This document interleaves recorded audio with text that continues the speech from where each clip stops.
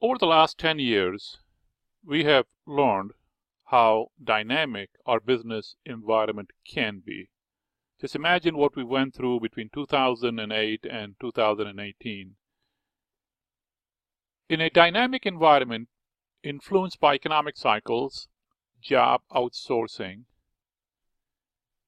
impact of technology and artificial intelligence, I strongly believe it is prudent to plan our next steps and be sought after.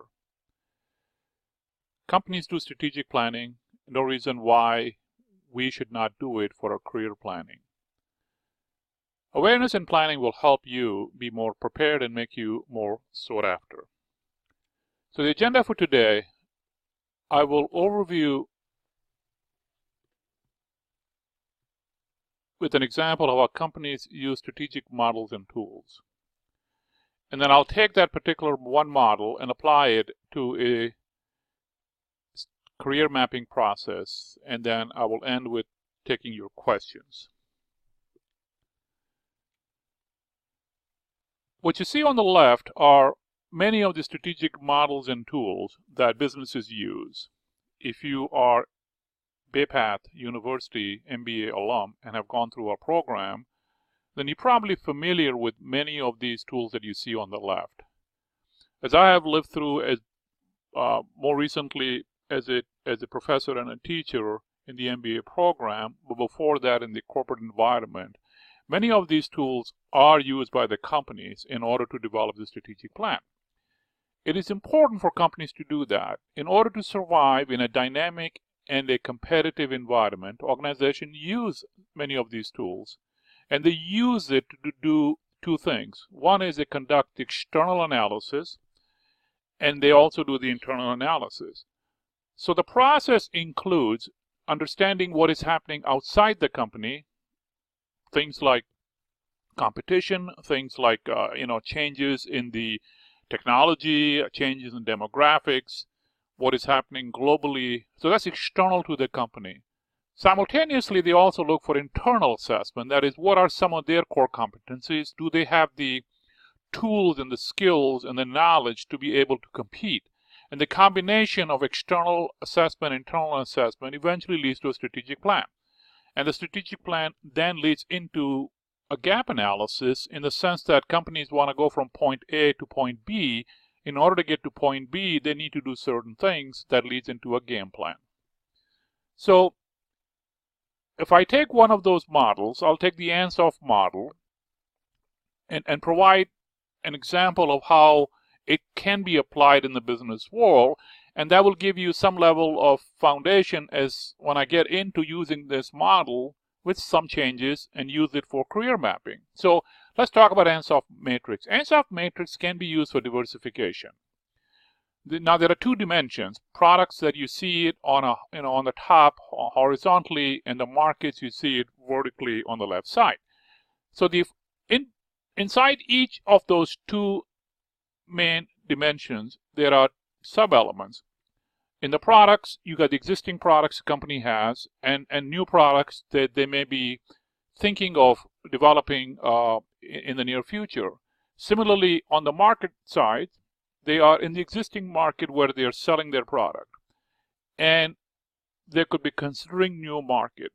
Now, when I say product through the lens of Ansoff model, it applies to both tangible products like something physically you can touch, but also intangible products like services.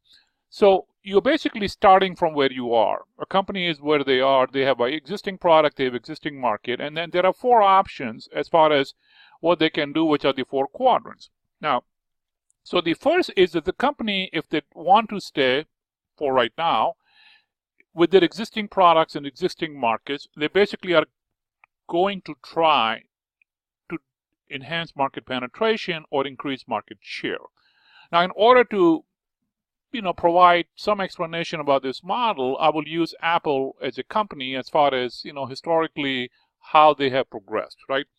So in the first box, many years ago in the 80s, Apple was a computer company. Today we see them as a very successful company, but in the early 80s, even into mid 80s, they were a computer company, and they were one of the smaller players, and hence they had competition. So in that time frame, their focus was market penetration as to how they can sell more computers to, more and more people, especially within the United States. So there, they continued to focus on the computer. They eventually developed and produced laptops, but they're still very, very focused in the computer industry. Now, they can, the way this model works is you can go from where you are to another position. So let's say if you look at Apple, what Apple did was they decided to do product development. And the product development, they started to, eventually what we saw was an iPod. Now, obviously, it took them many, many years to get there, which we were unaware of what they were doing. But going from the existing products of computers to a handheld, music streaming a product, obviously required much of the technology effort. So there was a gap analysis, right? So the reason I'm using this model is that we, from a career point, we are at some point. And depending upon which way we want to go, we will have to figure out a way to come up with a strategy and a game plan to get there. Now, if you look at the other dimension, that is from existing product, keeping the existing product, but getting into new markets. There, Apple obviously pursued into market development, where they entered Europe, Asia, South America, and their goal was obviously to go enhance the market. So they had, again, there were gaps there too. In order for them to go from here to China or to India, they obviously had to develop some marketing strategy to do that. And the last piece is basically when a company does both, in the sense of they not only are moving into a new product, but they're also moving into a new technology and market, and iTunes is an example of that. iTunes is not quote unquote a product. It is a streaming, digital streaming venue for Apple, and that was part of the strategy. Obviously, it took them few years to get there, but once they get there, they were able to synergize their iPods and iTouch and iPads and so on, and so that became an overall game plan for them. Now, so the takeaway here is that one is that when in a business or in a career mapping, as I will talk about in a few minutes, when we're going from point A to point 4, you're adding 2 dimensions, and hence when you are looking at your gap analysis, obviously there are going to be larger gaps, and hence you got to have a plan to fill it. So the next step for any company, in this case Apple, obviously they developed a gap analysis and a game plan, and they pursued it, and our companies continue to do that as far as developing the game plan and be able to close the gaps. So what can we learn from here that we can apply to career mapping? Again, you are where you are. You have your knowledge, you are in certain industries, so what we're going to do is what I have done when I have done career coaching is I've taken this model and changed it a little bit and applied it to career mapping. So let's go do that. So applying the Ansoff concept for career planning, I use 2 dimensions. First dimension on the top has to do with functional knowledge and skill. Or the functional knowledge means basically that, let's say I am a HR person or I'm a marketing person. So my functional knowledge is market, or my functional knowledge is HR or supply chain. And the expanded functional knowledge basically means that I am going to add more knowledge to what I know. So let's say if I'm an HR person, I may learn more about supply chain. Or if I'm a supply chain person, I want to know more about finance. So that basically means expansion of your functional knowledge and functional skills. The other side is the industry that you are in today versus, where the new industry you want to enter, right? So we're going to use this model, and I will give you an example. As I'm going through, just think about it. Think about it, how it may apply to you. And one thing I will say, that this process, you have to think about it not as a project that you do it and you are done once. It is something that you want to continue working with your mentor or your coach, and I think it's going to help you. So there are, again, 4 quadrants like we did with the Apple. So let's start out with the first box. Let's say somebody is in human resource function and they are in financial industry. So that's their starting point, right? And So the first option obviously is that they want to stay there and they want to expand their knowledge and skills in the current field, which, obviously if you are in a job, you know that in order to be able to go up to a higher ranks or take on more responsibility, you will have to develop some knowledge and you'll have to develop some skills so the person can stay there and do that. A typical example could be, let's say somebody just got promoted to an HR manager or HR director, and obviously they have taken on more responsibility, and hence they have gaps in their new responsibility, and they are going to try to fill that gap. The next one could be, what if this HR manager wants to go into from left to right, which means that, let's say this person feels that in order for her to get promoted to becoming a business leader or a general manager, she may need some more business knowledge. And let's say she decides that she wants to do is to pursue her next move as a product manager, again in a financial industry, and could be in the same company. In that case, obviously what is happening is that she's still staying in the current industry, so she kind of knows what is happening in her company or in her industry. The dimensions that she is adding in this case is expanded functional knowledge and skills that she will have to learn and develop. The next option is obviously going from 1 to 3, and here a person can be, again, an HR manager, may think that whatever industry she is in that particular industry, maybe there is less growth opportunity and maybe she wants to go someplace else. Now, I am not suggesting in this example the financial industry is not growth industry or the aerospace industry is a growth industry. This is more an example is when you are going to take your existing functional skills and try to go into a different industry, you will have to learn something about that industry in order to obviously be very, very effective in doing that.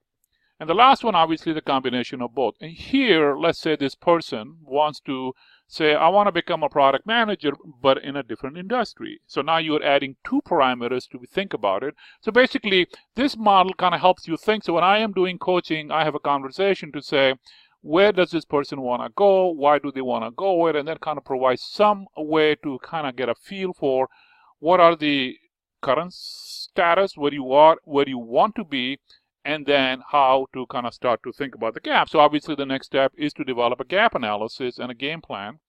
And again, further away you are from your current core competency and experience, larger the gaps. When I do this coaching, sometimes, the person will say, gee, I know how to do it. I think I can go do this stuff. But what happens many times is that their resume and their experience, at least, on the resume, doesn't provide enough evidence that the person can go from, let's say, from an HR manager into becoming a product manager. So they will have to be able to develop some type of, skills to be able to bridge that gap.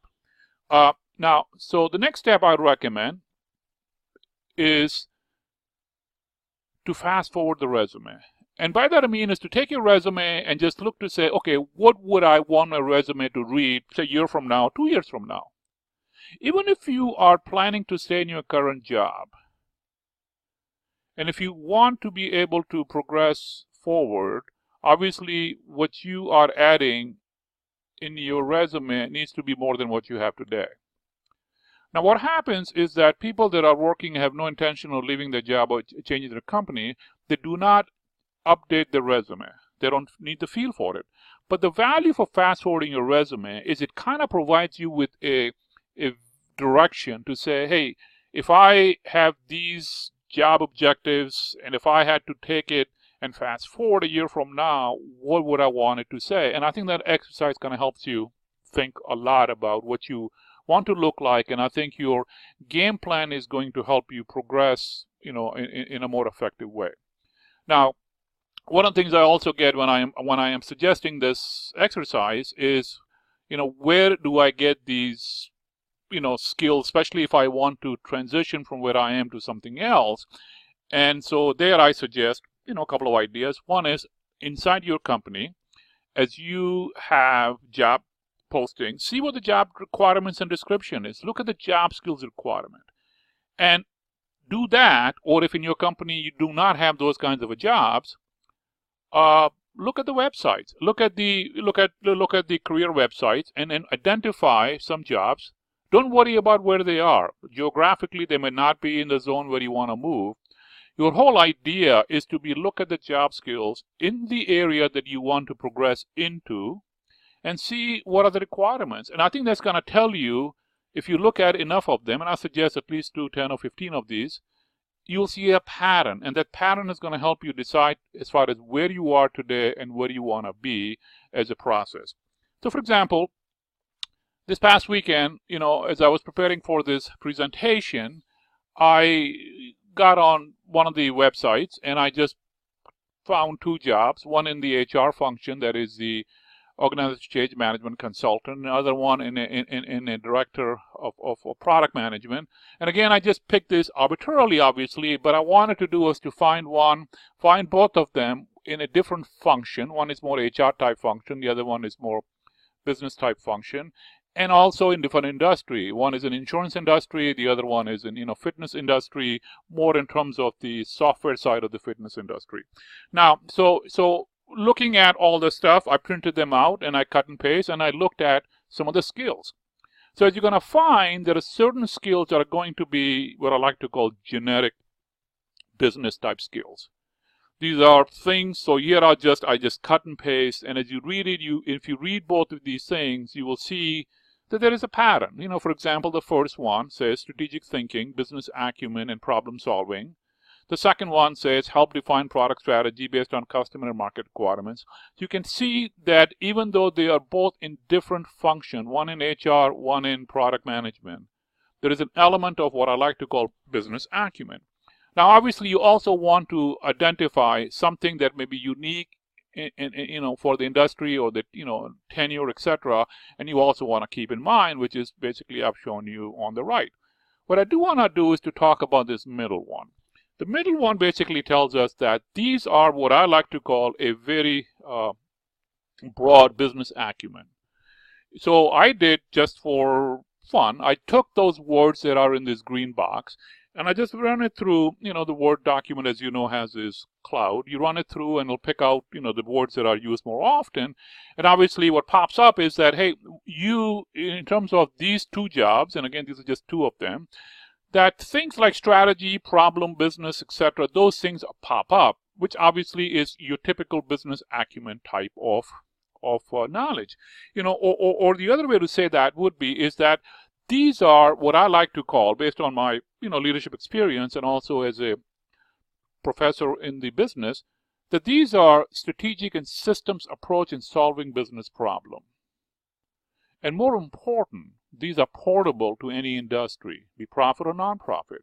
Because there's nothing in here that says, if you look at the skill, nothing in there here it says that is specific to profit or non-profit. And these are the skills that we teach in our MBA program. What we do in our MBA program is we teach our students the components of a business, like a marketing, accounting, finance, strategy, and a few others. And then in the end, we help them integrate it, how do you strategically solve the problem? And that really is one of our, salient feature of our program that our students like, and that's the reason when in our program we have students from every industry, many industries, and obviously, because our program is designed to be portable, so this way you can learn from it. Now let's get into a gap analysis model that I've developed many years ago, that I have used it, for many years. Here it is a matrix. So on the left is the map matrix. How much detail you put in is up to you. Best way to do that is kind of put this on an Excel so you can type it information in there. What I want to do is to kind of walk you through the process. Okay, so first thing is the top says required experience, skills, and knowledge. Now these are what you should find or can find through looking at the job sites, etc. And based on the patterns you find, you identify what you think are the 4 or 5 key ones. These are experience, skills, and both generic and also industry specific if you want to change your industry, including soft skills, especially if you want to move up in the organization. Be aware of some of the soft skills. Now, depending on the field, this may be a moving target. So update this process periodically. So once you have created this matrix, the first step I have individuals do is to start to tell them to take your resume as you have it today and start to see how you can match some of these requirements. Now, I would caution you, I think the temptation sometimes is to be able to force fit what you already have. But I think the challenge you are going to face is that you may think you have the ability to do it. But if somebody does not know you, has not worked with you long enough, then you need the evidence to convince them. And that's the reason why this exercise is helpful, where you started to lay out what you have in your current resume. And then on the bottom is what I like to do is to have identify other things that you can see doing it over the next 6 months, 12 months, whatever, and that is going to add more evidence. So let's say there are certain projects in your enterprise organization that you know that if you volunteer to work on it, it's going to help you line up with what some of these 1 through 5 are. There could be internal training programs that you may have a choice to say, maybe your manager requires to take 10 hours of training or 20 hours of training. Find the training that fits in, again, with your map. MBA is a good example. If in terms of, pursuing a degree in MBA, it provides you with some of the, leadership and management strategic skills. Outside the company, when you volunteer, be it the church or United Way, within your town, that's going to help you. And sometimes for the longer run, you may have a strategy for a lateral move. For example, if you want to go from HR and you want to become a general manager, you may not be able to go from where you are, so you may have to take a lateral, and that's part of the thing. So this is, again, a process that you need to kind of think through. And once you have it, I would suggest that sit down with somebody, your coach, your mentor, or somebody that you can trust, and kind of think about it. Be very, very authentic and pragmatic about it. And just imagine this to be a journey and not something that you will do it once. Now, obviously, like anything else, we need to put some, actions and some time horizon. And again, like Peter Drucker, one of the management gurus, has said, unless commitment is made, there are only promises and hopes, but no plans. Obviously, you want to be able to do that. Now, one of the things I have found when individuals have done this exercise, and when I ask them to focus on, once they've identified the top, say, three or four things they should do and when they think they should do it by, but I ask them what is holding you back if they have not started it or they are having a hard time starting it. What I found intriguing is, through some of the conversations, is that sometimes going through this exercise and writing down, authentically for yourself what is holding you back also highlights maybe what you're trying to pursue, at least right now in your life, may not be in sync with other priorities and values.